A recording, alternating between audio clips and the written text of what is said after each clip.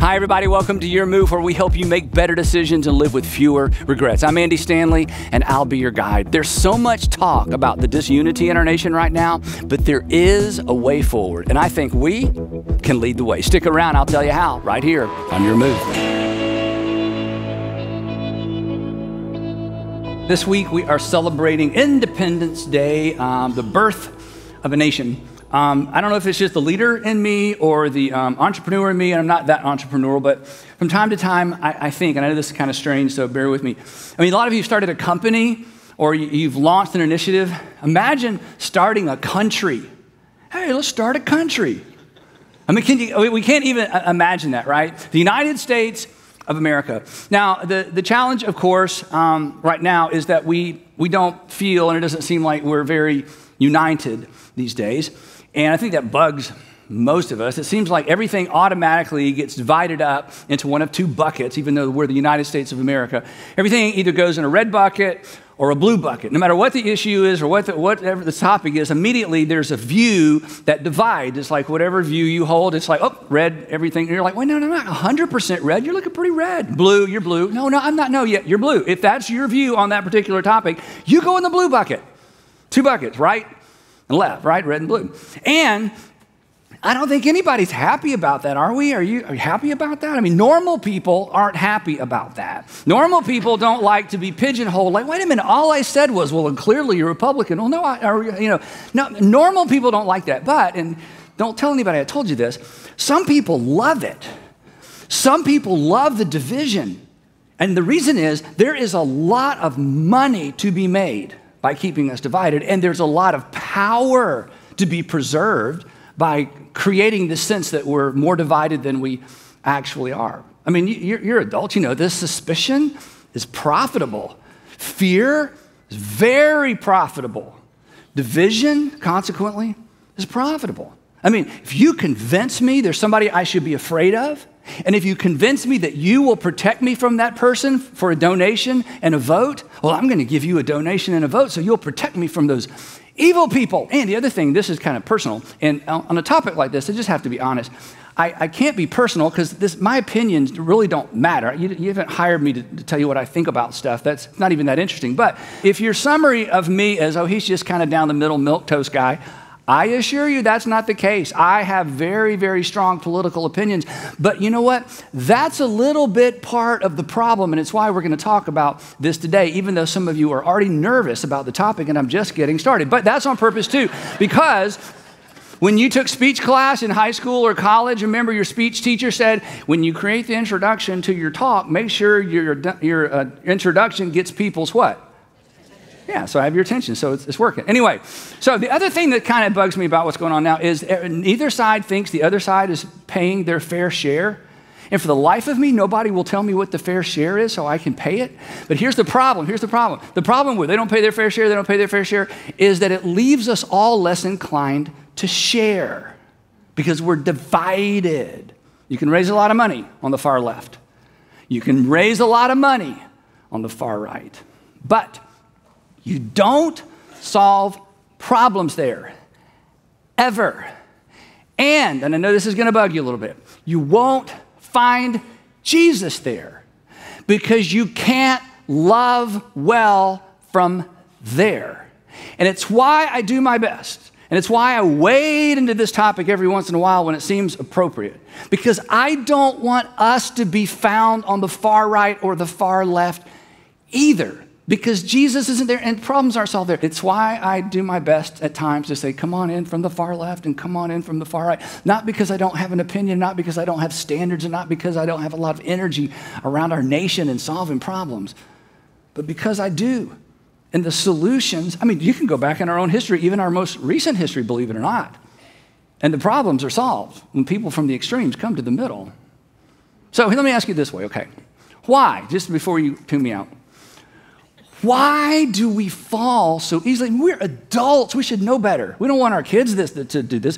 Why do we so easily fall for rhetoric? Because it's rhetoric. Why do we fall for rhetoric that divides us? I mean, has division, I don't think there's a good answer to this. Has division ever led to a solution? If it has, it's the exception, certainly not the rule, right?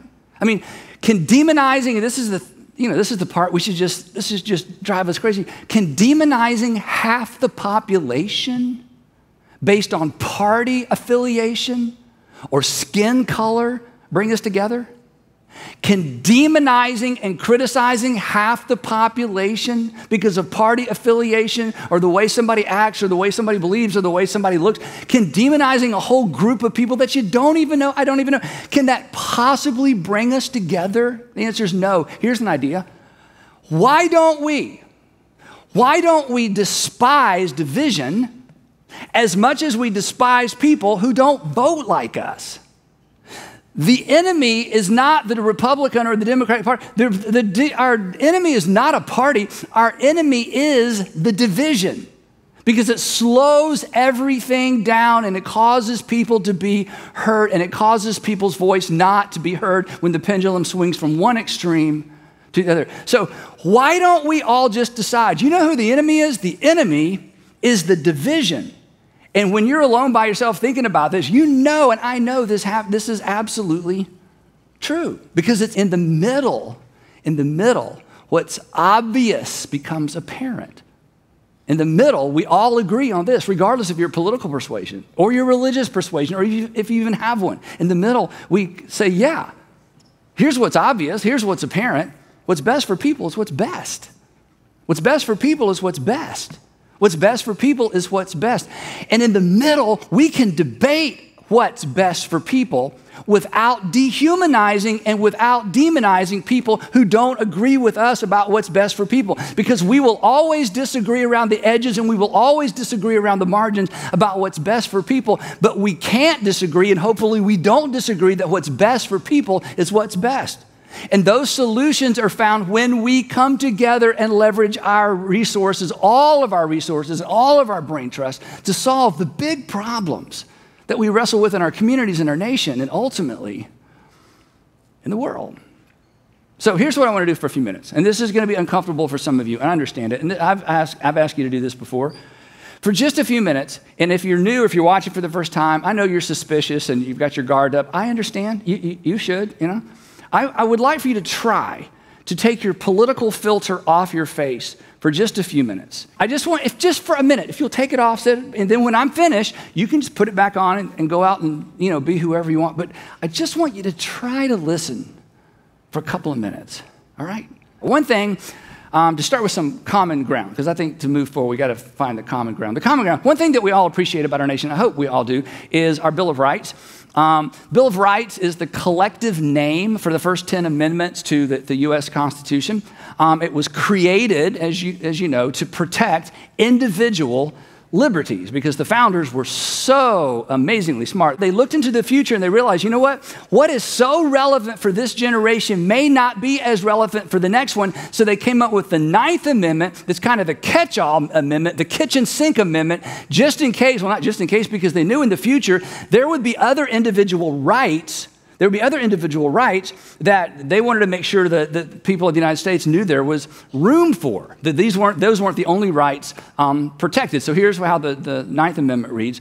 It says, the enumeration in the Constitution of certain rights shall not be construed to deny or disparage other rights retained by the people. It's like, what? So basically they're saying there's going to be some other things that come down the road, and so this isn't saying this is the only list, so this is kind of the kitchen sink. So I think, it's my opinion, if we were to rewrite the 9th Amendment, because it's a little legalese, a little stilted, our version of it would look more like this. It would be like this.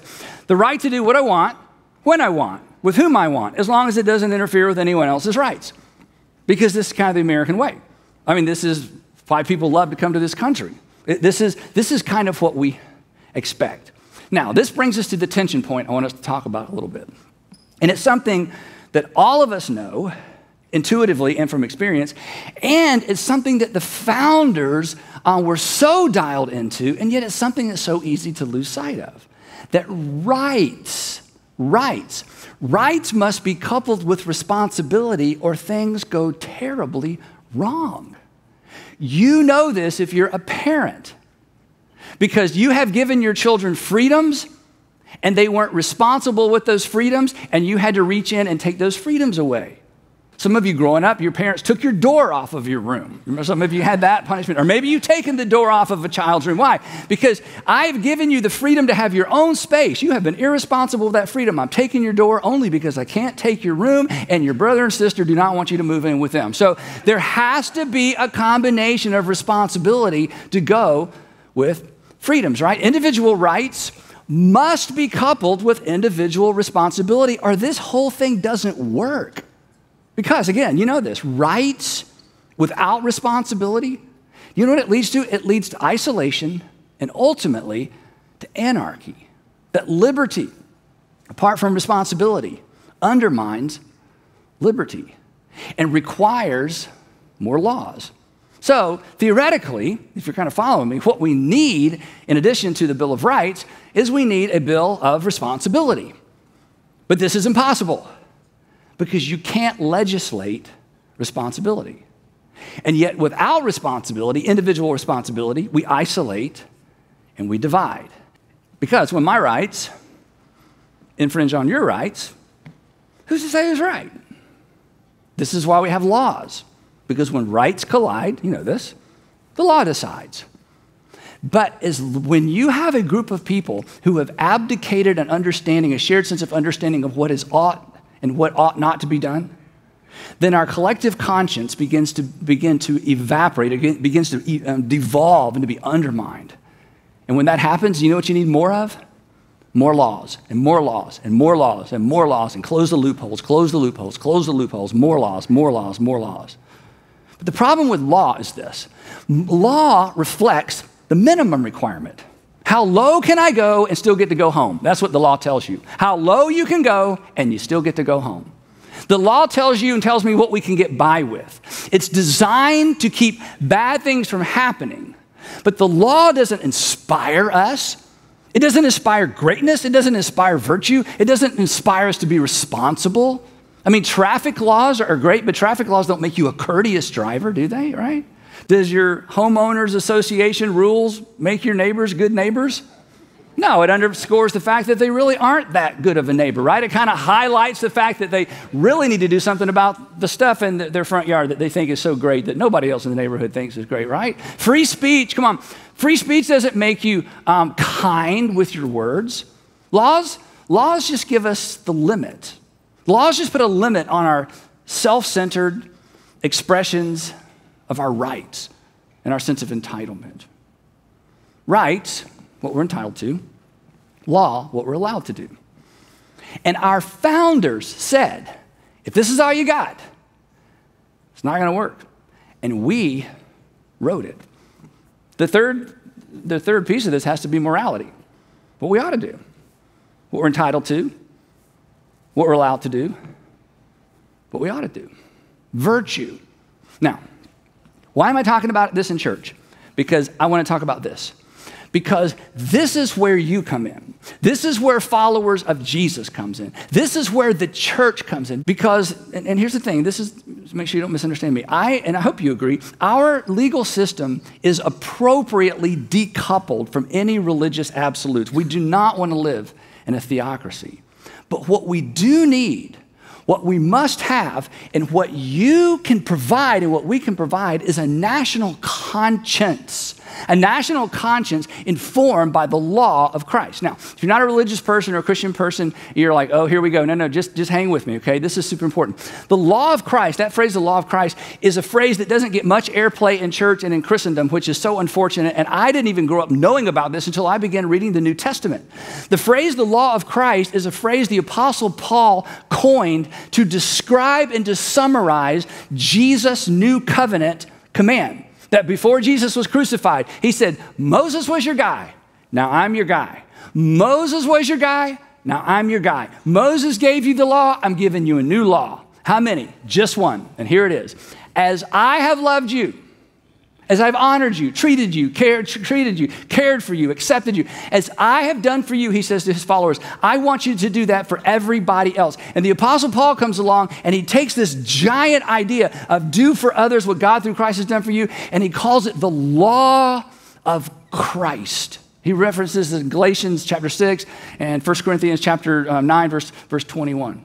And here's what it looks like, teased out in the real world. This is why if you're not a religious person or not a Christian person, you should embrace this. This is the world you want to live in. This is the community you want to live in. These are the kinds of kids you want to raise. And whether you ever decide to follow Jesus or not, these ideas, if they would shape our conscience, it would address every single social ill and perhaps almost every single legal ill that we deal with and would impact the way that we treat and respond to the world.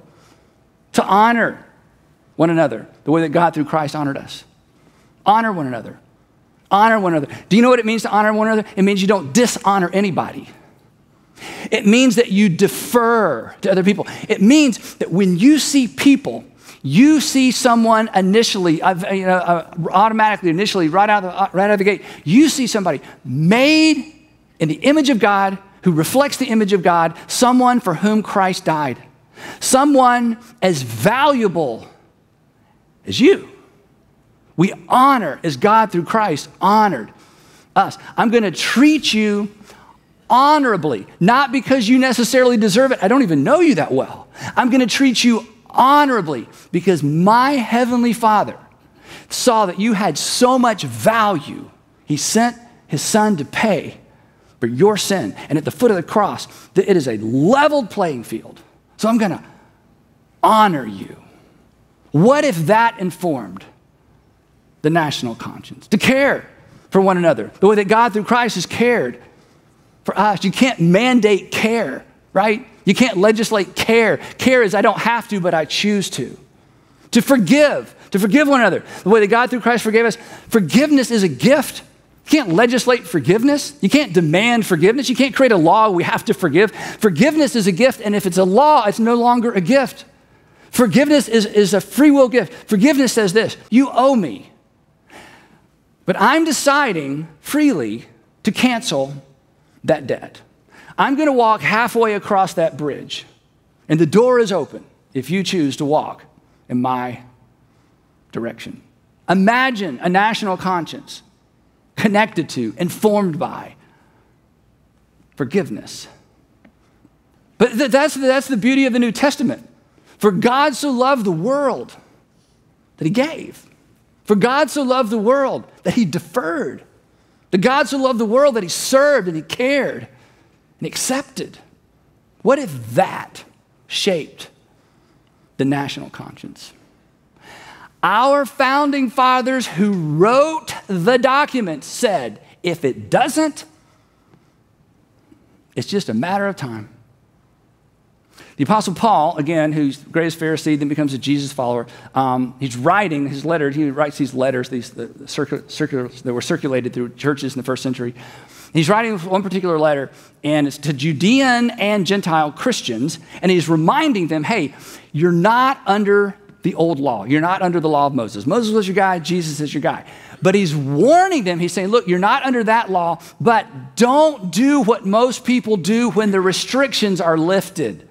Don't do what most people do when the restrictions are lifted.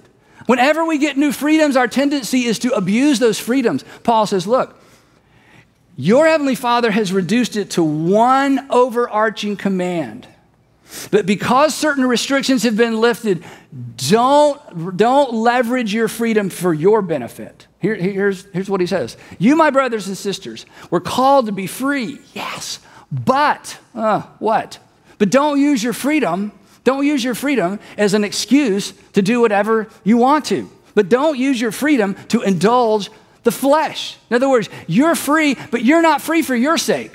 You've been resourced, you're not resourced just for your sake. You have opportunities, it's not just opportunities for your sake. You have entitlement, you have rights, you have law. You live in the United States of America, hello, but it's not just for your sake.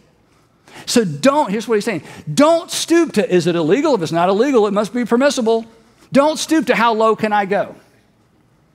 He says, you've been given a brand new freedom, but I don't want you to consume it on yourself. Rather, and he goes right to the heart of Jesus' new covenant command. Rather, here's what I want you to do with your freedom. Rather, I want you to use those resources. I want you to use your margin. I want you to use your freedom to serve one another humbly in love as your Savior served you. But neither the law nor the Constitution or the Bill of Rights can make us serve one another. As an American citizen, you have every right not to. As an American citizen, you are entitled not to. The question is, will we choose to? Because unity can't be mandated. Unity must be chosen. And here's the most important part. And somebody has to go first. How about going first? In your family, your community, at work? I'm telling you, if you go first, your people are going to be upset. They feel like you're abandoning the cause. You're leaving the party. What's happened to you? Who you been listening to? What have you been reading? Liberal, conservative. Oh, you've just been consumed by capitalism. Oh, you've just been consumed by socialism. When we choose to set aside our right not to love and not to care and not to accept and, not to forgive, when we set aside those rights not to do that, the distance between us decreases. And what Paul says is so brilliant. He said, for the entire law is fulfilled in keeping this one command. It's so simple. It's so brilliant. It's so catalytic. It's so life-changing. But unfortunately, what comes next is so familiar. It just goes in one ear and out the other. Everybody's like, yep, I believe that. Yep, that's right. I mean, you can hardly argue with this. And Paul says, look, okay, even if you don't want to go the whole distance of, love others as God through Christ has loved you, how about this? How about we take it down a notch to make it, more palatable for everybody? The entire law is summarized, and he's quoting Jesus, in this one command. Just love your neighbor as yourself. You don't even have to believe in God to do this. What if we just did that for 6 months, 3 months, 3 weeks? What if the entire nation said, okay, we're just going to do this one thing? The temperature changes. The culture starts to change. And I'll tell you what will happen without anybody intending to. Everybody starts coming out of their corners and out of their extremes. And they have less tolerance for all of them and all of those and all of them and all of those. Like, wait, no, not every Republican. No, not every. Do you know every Democrat? You don't? Well, then shut up, okay? You can't say all the Democrats. You don't even know them all. You know 4, okay? And they're all in your family, okay? All the Republicans. Republicans this and wait. So you've talked to all the Republicans. No, okay, well, then shut up with that, okay? You can't say that.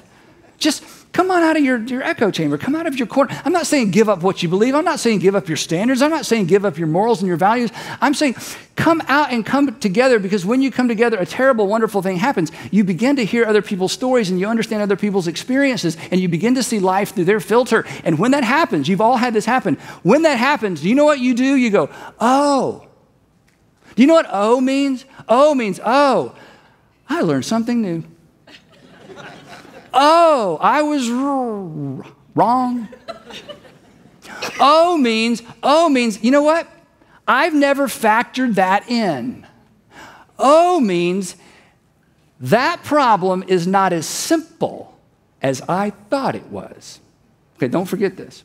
If you're way over on the right or you're way over on the left, don't ever forget this. The further you are away from a problem, the simpler the solution appears to be. The further away you are from a problem, the simpler the solution appears to be. The further away you are from a problem, the simpler the solution appears to be. And this is why when people have shared experiences, or I should say share their experiences, when we begin to get into the lives and the stories and the backgrounds and the narratives of people that aren't exactly like us, vote like us, and I'm not saying change parties or change anything, but when you move toward the middle, you learn, you grow, and you say, oh, and your perspective is different. And suddenly what was, why don't they just stop? Why won't they just start? It's like, oh, because from way over there, that problem looks so simple to solve. So what if we just did that? Paul tells us what happens if we don't.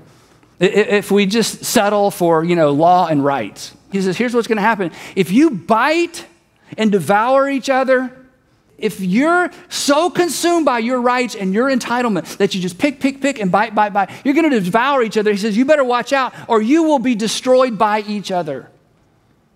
This, to some extent, is a picture of what many of us feel is happening in our nation. We're devouring each other legally because every man or every woman for himself or every woman for herself eventually isolates men into themselves, women into themselves, people who look the same way and believe the same way and live in the, we just get isolated. Every man to himself, you just get isolated.